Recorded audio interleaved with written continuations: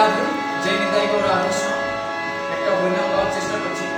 যদি ভালো লাগে অবশ্যই সবাইকে শোনার সুযোগ করে দেবেন।